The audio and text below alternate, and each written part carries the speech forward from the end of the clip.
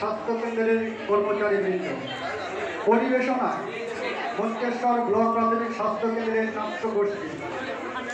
চিত্রগ্রহণ সুস্মিতা নন্দী। শব্দগ্রহণ মা তারা সাময়িক পুষ্পিকা। মেকআপ অদিতি ঘোষ ও কর্মী চ্যাটার্জি। ব্যবস্থাপনা ও প্রযোজনা ডক্টর পার্থ সাউদি ভান্ডারী। বিভিন্ন ভূমিকায় রূপদান করেছেন দুষ্টু মিষ্টি নায়িকা মিস সমাজসেবী, নবাগত নায়ক কুমারের সন্দীপ, আছেন নবাগত মিষ্টিভাষী মৌমিতা মণ্ডল, হাসির রাজা কৌতুক অভিনেতা নুরজামান মণ্ডল, গতকালের নাটকের নায়িকা খ্যাত মিস রিক্কা, অভিজ্ঞ নাট্য সম্রাজ্ঞী বৌঠা শুভাশ্রী বনব্যা, শুভ্রা বনব্যা, চলচ্চিত্রের নায়ক বর্তমানে সন্ন্যাসী রাজা তরুণ মল্লিক, আছেন সমাজসেবী ইয়াং ব্লাড তরুণ প্রামাণিক, সঙ্গে ডেপো মিস্টার বাবলু সোরেন ও মিস্টার অর্ণব সাহা ও সমাজসেবী স্পষ্টবাদী ন্যায় ও সত্যের প্রতি জননেতা আমিনুর রহমান। শুরু হচ্ছে নাটক ফিরে পাওয়া।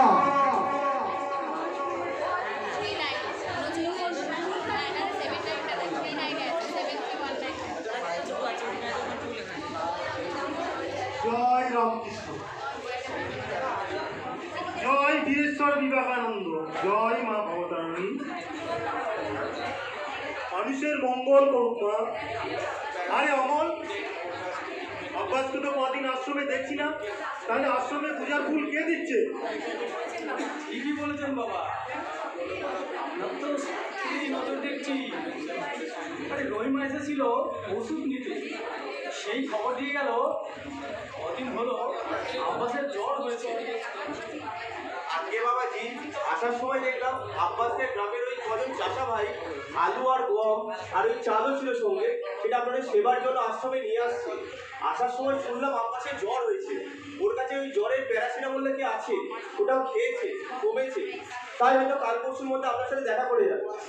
দিন কতক আগে আব্বাসদের পাড়ায় জ্বর জ্বালা হয়েছিল, আমাকে কিছু ওষুধ চেয়েছিল, সেই ওষুধ দিয়েছি, হয়তো সেই ওষুধ খেয়ে সুস্থ হয়েছে। হ্যাঁ, তবে আমাদের এখন অবশ্যই আব্বাসের বাড়ি যাওয়া যায়। আপনাকে আর যেতে হবে না বাবাজি, ওই দেখুন আপনার আব্বাস এদিকেই আসছে। আদাব বাবাজি, আদাব।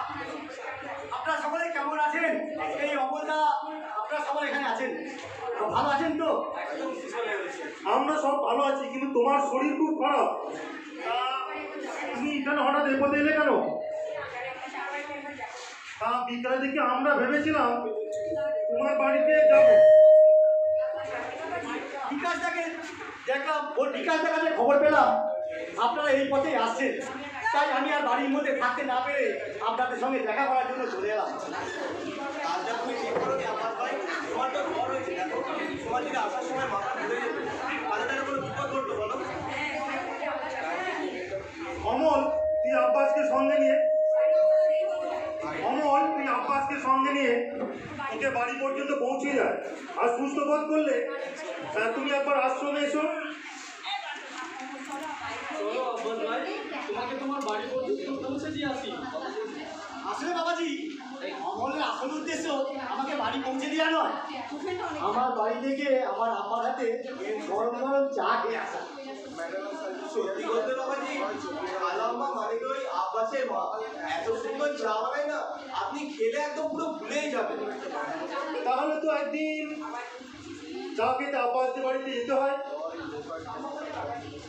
সম্ভব হলে বাবাজিকে নিয়ে আমরা কালই আব্বাস ভাইদের বাড়ি যাব। তবে শুধু চা নয়, এবার মুড়ি মাখাও খেয়ে আসবো। ঠিক আছে অমলদা, সে তোমাদের যেদিন মন হবে সেদিনই চলে এসো। মা খুব খুশি হবে তোমাদেরকে দেখলে, আর বাবাজি যদি যায় হয়তো আরো ভালো হয়। বাবাজিকে একটা সুখবর দেওয়ার আছে। ভবেশ চাচা আমাদের পঞ্চায়েতের প্রধানের কাছে শুনলাম আমাদের স্বাস্থ্যকেন্দ্রে খুব শীঘ্রই নতুন ডাক্তারবাবু জয়েন করছে। কিন্তু খুব খুশির খবর। স্থানীয়রা অনেক দিন ধরে চিকিৎসার কোনো সুযোগ সুবিধা পাচ্ছিল না, তা বহুদিন ধরে আসছে আশ্রমে বহুদিন ধরে হসপিটালে কোনো ডাক্তার না থাকায় খুব অসুবিধা হচ্ছিল। স্থানীয় মানুষজন সুযোগ সুবিধা পাবে। জয় মা ভবতারিণী, সকলের মঙ্গল করো মা। আগে বাবা এখানে আসা রোগীর চাপ হয়তো এখন একটু কমবে। আরে বেটা, আমি কি পাস করা ডাক্তার? ওই দুপাটা বই পড়ে ওই 2-4টে ওষুধ দিই, এর থেকে আর বেশি কিছু নয়। কি যে বলেন বাবাজি, এই আশেপাশে কতগুলো গ্রামের একমাত্র ভরসা আপনি। নদী নালা দূর প্রান্তে খাল বিল পেরিয়ে যে স্বাস্থ্য কেন্দ্রে অনেক দূর, সেখানে কেউ যেতে চাইবে না। রাত বিপদে সব আপনার কাছেই আসবে, আপনিই তাদের একমাত্র ভরসা। আব্বাস ভাই তো খালি কথাই বলেছে বাবাজি। এমনকি রাত বিরাতে হোক আর যখনই হোক, রোগী আসতে না পারলে বাবাজি আমাদের সঙ্গে নিয়ে সেখানে পৌঁছে যায়। এখানকার মানুষজনের কোনো রকম ধর্ম না দেখে বাবাজি যেরকম ভাবে আপন করে চিকিৎসা করেছে বলার নয়। আমার মতন এই হাত ধরে চিকিৎসকের চিকিৎসা কি তোদের মনে ধরলো? স্থানীয় মানুষজন যদি আশ্রমের সহযোগিতার হাত বাড়িয়ে না দিত, তাহলে তবে কবেই আশ্রম বন্ধ হয়ে যেত। স্থানীয় মানুষজন তাদের উৎপন্ন ফসলের চাষের জিনিস আশ্রমে দেয়, আর তাই নিয়ে দরিদ্র নারায়ণ সেবা করি। এ কথা কিন্তু ভুললে হবে না। মশাই ঠাকুর তো ঠিকই বলেছেন কৈলাস। গ্রামের মানুষজন যদি না থাকতো, তাহলে কি আমাদের এখানে সেবাশ্রম গড়ে তোলা সম্ভব হতো? না মাতাজি, আপনি কথাটা ঠিকই বলেছেন, কিন্তু আপনাদের মতো মানুষ পেলে যে কোনো লোকজনই আপনাদেরকে মাথায় করে। আশ্রম মাতাজি, আশ্রম ছেড়ে হঠাৎ এ পথে কেন? ঠাকুর রবীন্দ্রনাথ ঠাকুরের স্ত্রী বিজয়া কিছুক্ষণ আগে আমাদের আশ্রমে ওনার কাছে খবর পেল কানাই ঢাকার আদিবাসী পাড়ায় কিছু মানুষের ডায়রিয়া হয়েছে। ওআরএস, ওষুধ তো প্রয়োজন, তাই সামান্য কিছু যা ছিল সেসব নিয়ে আমি অধিক বানিয়ে যাচ্ছি। মাতাজি যদি অনুমতি দেন তো আমি তাহলে আপনার সঙ্গে কানাডাগা পর্যন্ত যাই। আমিও কি মাতাজির সাথে যাবো বাবা? আব্বাস, তুই বাড়ি যা। অসুস্থ শরীর নিয়ে আর এখানে দাঁড়িয়ে থাকিস না। সুস্থ বোধ করলে একদিন আশ্রমে অবশ্যই আসবি। আর অমল, মাতা ঠাকুরের সঙ্গে তুমি যাও। আমরা তবে আসি, যদি কিছু প্রয়োজন পড়ে আপনাকে খবর দেব। চলো আমরা কানাই ঢাকার দিকে যাই। আগে চলেন মাতাজি, চলেন। আমিও চলি বাবাজি, আপনি তো ওইদিকেই যাবেন, সময় পেলে একবার আমাদের বাড়ি ফিরে যাবেন, আমার খুব খুশি হবে। তাহলে আমি চলি। কৈলাস, তুই একবার পশ্চিম পাড়ায় গিয়ে দেখায় আশ্রমে, তারপর আশ্রমে ফিরায়। আমি আশ্রমে গিয়ে দেখছি ওষুধের লিস্ট করে তৈরি করে রাখছি। একবার সময় পেলে তোকে অবশ্যই ওষুধ আনতে বর্ধমান যেতে হবে। আগে তাই হবে বাবাজি। তবে আমরা এখান থেকে একটু রওনা দিই। জয় রাধা মাধব, জয় ভবতারিণী, সকলের মঙ্গল করুন না। জয় কৈলাস।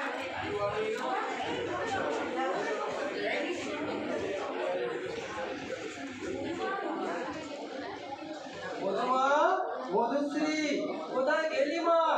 একবার এদিকে আয়। তো বাবা, আমি রাস্তায় রহিমার সঙ্গে দেখা হয়েছিল, ওর সাথেই কথা বলছিলাম। তা কি বলছিল রহিমা? ওদের পাড়ার দিকে নদীর জল ঢোকা শুরু হয়েছে, রাতের মধ্যেই হয়তো অনেকের বাড়িতে জল ঢুকে যাবে বলে আশঙ্কা করছিল। আশেপাশে বেশ কয়েকটা গ্রামে বন্যার জল ঢোকার খবর পেয়েছি।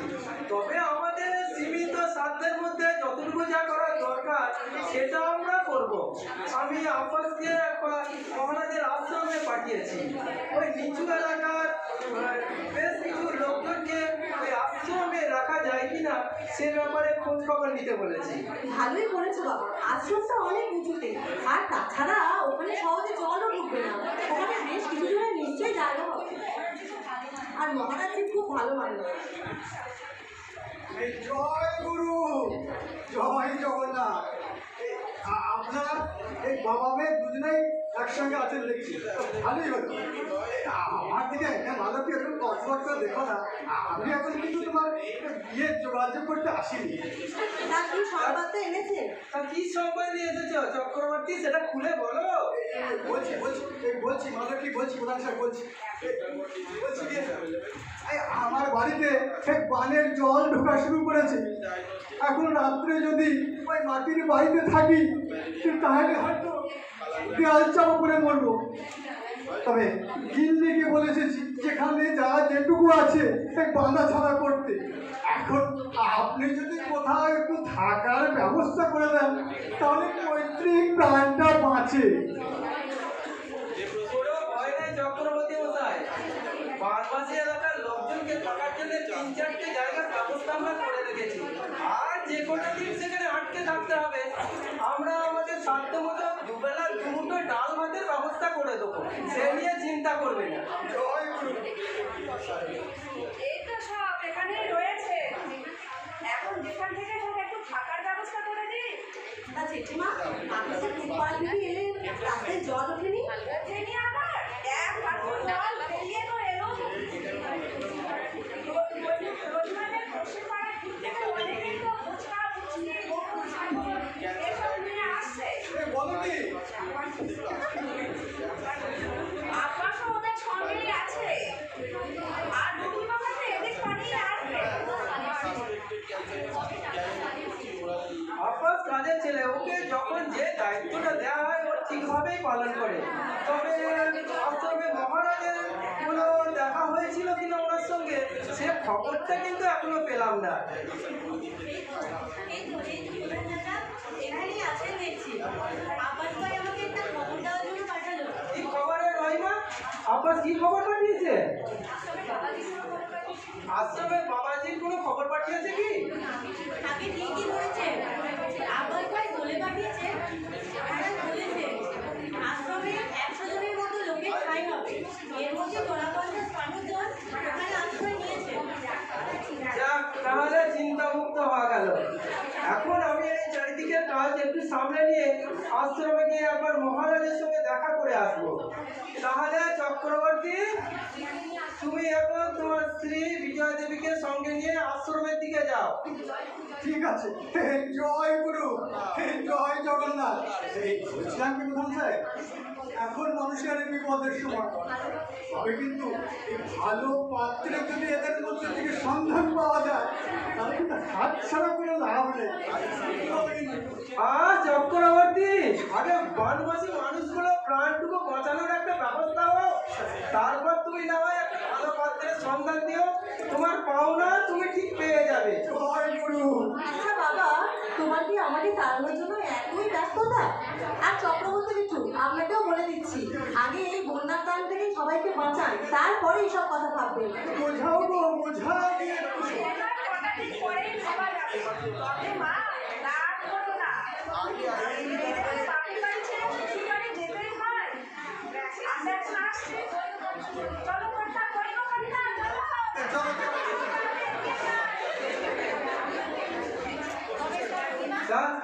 রহিমা, তোর মাকে এখানে নিয়ে আসতে যদি কোনো রকমের অসুবিধা হয় তুই আমাকে বলিস, আমি আব্বাসকে তোদের ওখানে পাঠিয়ে দেবো।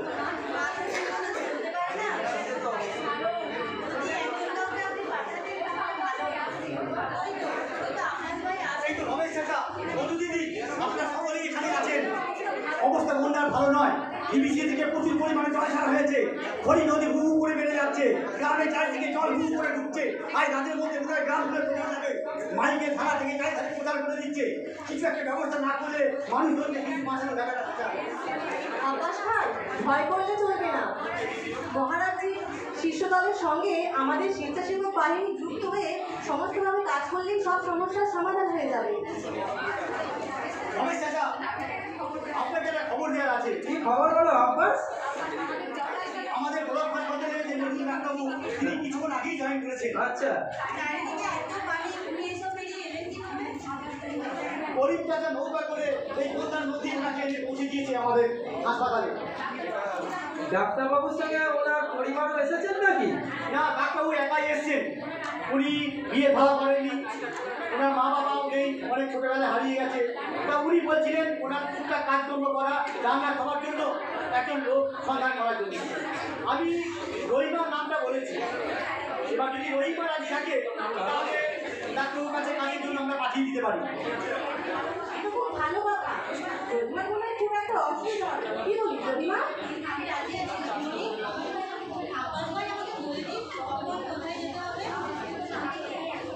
কাজ করো, তোমার মাকে নিয়ে তুমি এখনই চলে যাও ডাক্তারবাবুর কাছে। আমি সব কিছু বলে বুঝিয়ে দিয়েছি। তুমি মাকে নিয়ে গেলে আমার কথা যদি বলো তাহলে সব কিছু ব্যবস্থা তোমাকে করে দেবে। তোমার মায়ের ওখানে থাকার ব্যবস্থা হয়ে যাবে, আর ডাক্তারবাবু দেখাশোনা করার জন্য কাজ করো, একটা ব্যবস্থা হয়ে যাবে। আমি তাহলে আসছি না। হ্যাঁ এসো। পরের দিন পর আমাদের স্বাস্থ্য কেন্দ্রে একজন নতুন ডাক্তারবাবু আসছেন। স্থানীয় মানুষজনের বেশ খানিকটা সুবিধা হবে। তাছাড়া বন্যার জল নেমে গেলে মানুষজনের মধ্যে পেটের অসুখ, জ্বর জ্বালা, সর্দি কাশি এসব তো লেগেই থাকবে। ঠিকই বলেছো বাবা। এতদিন তো মহারাজ্যে এই গ্রামের মানুষগুলোকে বিনা পয়সায় চিকিৎসা করতে, বিনা পয়সায় সাধ্য মতো অনেক ওষুধও দিয়েছে। এখন এই নতুন ডাক্তারবাবু এসেছে, তুমি আসার ফলে খাবারের সুবিধা হবে। রমেশ চাচা, আমি একবার আশ্রমে দিয়ে গেলাম। এসো, এসো। আমার সঙ্গে একটু দরকার আছে। ঠিক আছে এসো। আমি আসি, আপনার সঙ্গে আবার পরে কথা হবে। মধুমা চল আমরা আবার আশ্রমে গিয়ে বাবাজির সঙ্গে দেখা করে আসি। হ্যাঁ বাবা, তাই চলো।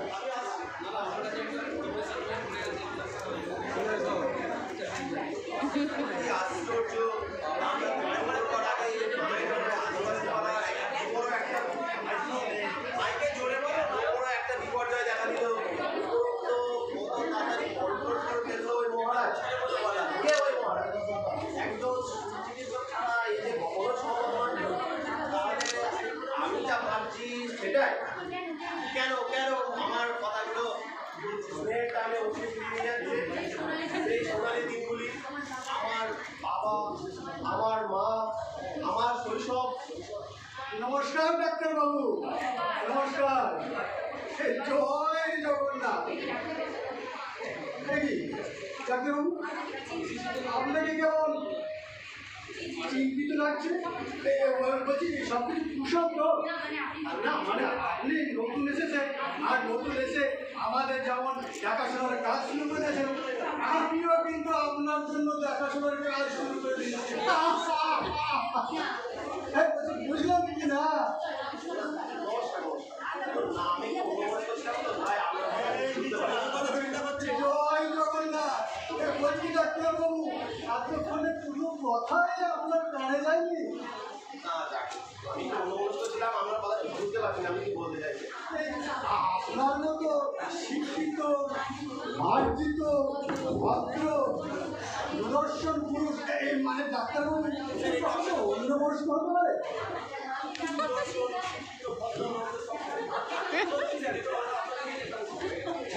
আমি যা ভাবছি ঠিক তাই। জয় জগন্নাথ। বলছি ডাক্তারবাবু, এই গোবিন্দ চক্রবর্তী থাকতে আপনার মনে কোনো দুঃখ, কষ্ট, জ্বালা, যন্ত্রণা কিচ্ছু থাকবে না। সমস্ত সমস্যার ডালি, সমস্যার সমাধানের ডালি আমি সঙ্গে করে নিয়ে এসেছি ডাক্তারবাবু। লোকে আমাকে বলে শ্রী শ্রী প্রজাপতি 107 গোবিন্দ চক্রবর্তী। আমার ভাবনাটা ঠিক আপনার সঙ্গে মিলছে না মশাই। আমার এই একাকিত্বের কারণ আমার ওই ফেলে আসা অতীত, আমার শৈশব, আমার বাবা মা ছাড়া দীর্ঘদিন ধরে হয়েছে। কিন্তু ওই হঠাৎ করে ডাঙায় ডাঙায় এসে খুব মনে পড়ে যাচ্ছে। আসলে বিশেষভাবে মিক্স করছি তাদের। এই দেখো দেখো বাবাজি বোন, মানে ডাক্তারবাবু, এই বাবা মা চিরদিন কারোর বেঁচে থাকে না। আমি তোমার সব মানে কোনো অসুবিধা হবে না। এই যে চক্রবর্তী মশাই, আপনি এখানে? আর তিনি আমাদের আমাদের স্বাস্থ্যকেন্দ্রে এই নতুন ডাক্তারবাবু এই সব কিছু খুব ভালো মতো সামলাচ্ছে। আমি বাপির কাছে আগেই শুনেছিলাম। নমস্কার ডাক্তারবাবু। হ্যাঁ বাবাজি বোন, এই মানে ডাক্তারবাবু এই হচ্ছে কি আমাদের অঞ্চল প্রধানের মেয়ে মধুশ্রী।